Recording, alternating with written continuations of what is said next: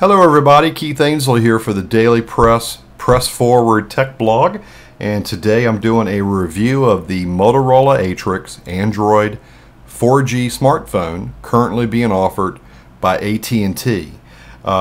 This is a very nice little powerhouse, and I won't call it an iPhone killer, but I will call it an iPhone contender. It is operating a Tegra dual-core processor, which operates at 1 gigahertz. It has 16 gigabytes of built-in memory, and you can expand it up to 32 gigabytes with a micro SD card.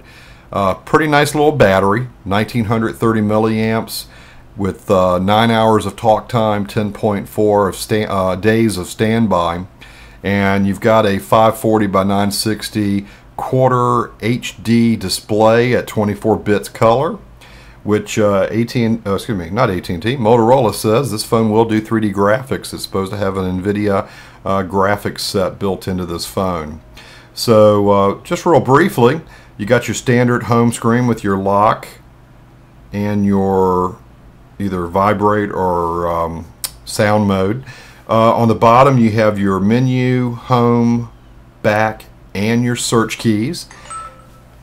On the side here we've got your USB and HDMI jacks, and Motorola does provide in the box the HDMI cable. Nothing on the bottom. And then on this side here we have our up and down volume controls.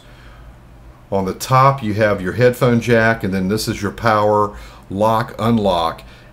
That also includes a fingerprint sensor. So let me show you what I'm talking about here.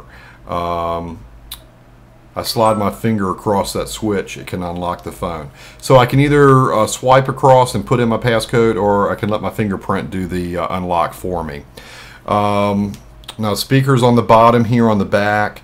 You do have a 720 HD video sensor on the back with dual flash.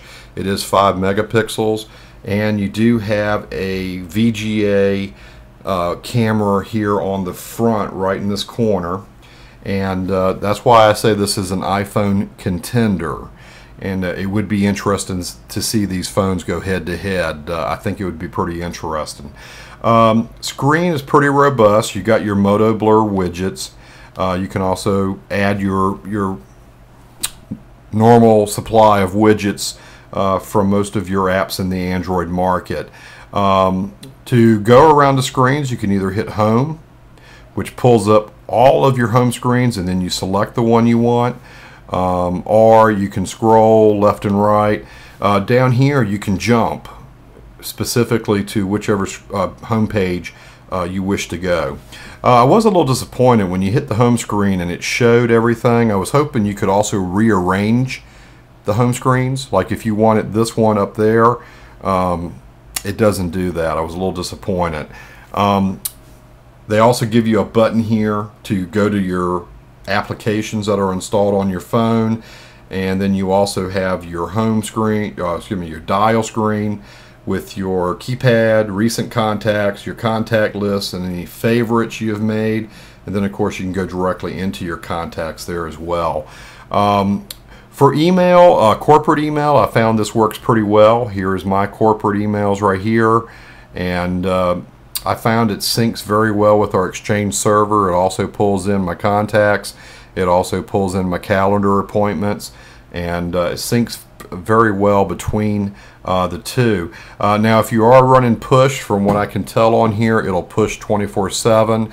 Other devices such as the HTC Inspire, for instance, they give you the ability to say, okay, from 8 to 5 Monday through Friday I want you to push, but then after 5 o'clock or weekends I want you to check that account maybe every 3 or 4 hours.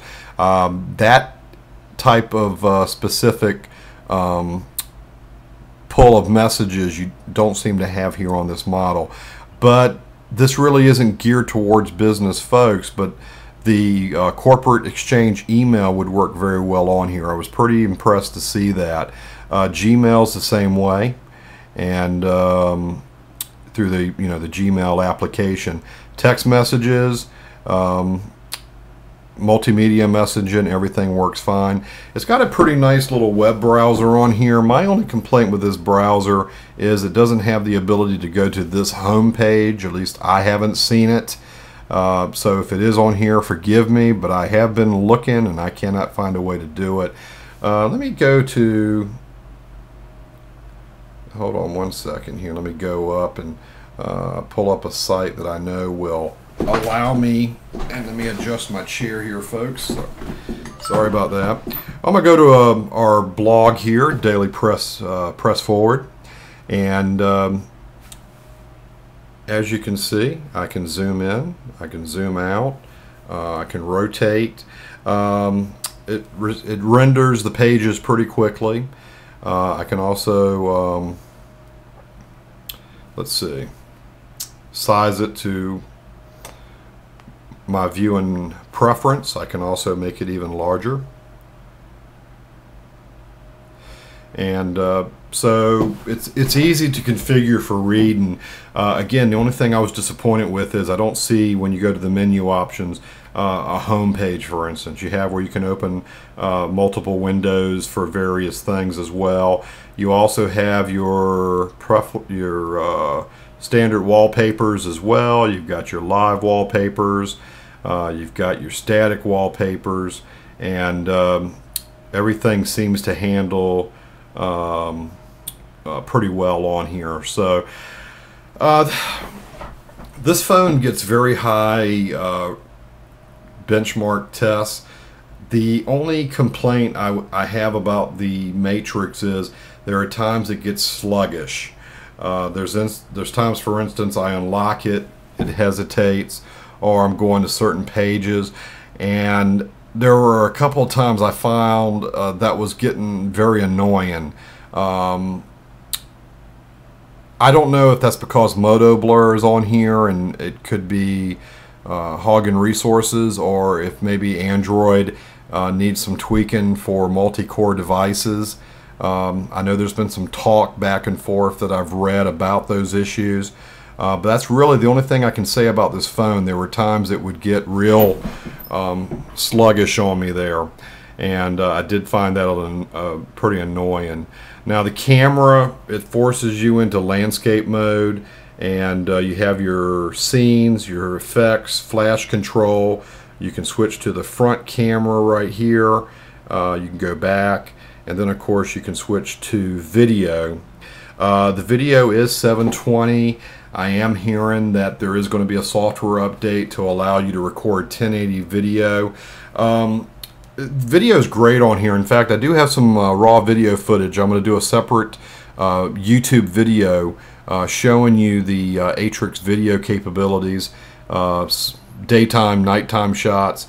And I've also, since I own an Inspire and I had it with me, I also am toying with putting have one video segment showing the Atrix, then the next segment showing the same area with the Inspire, to give you an idea of what this looks like compared to another Android device. Overall, very nice phone, pretty responsive, except for that lag that comes up. And again, if you're not a lover of Motorola's Moto Blur, I'm not a fan of it. I understand it better now, and I can get used to it. So really, it's all up to personal preference. Next video, we're going to stop here for a minute. Part 2 is going to be showing you the Motorola laptop dock. So I think you'll find this pretty interesting.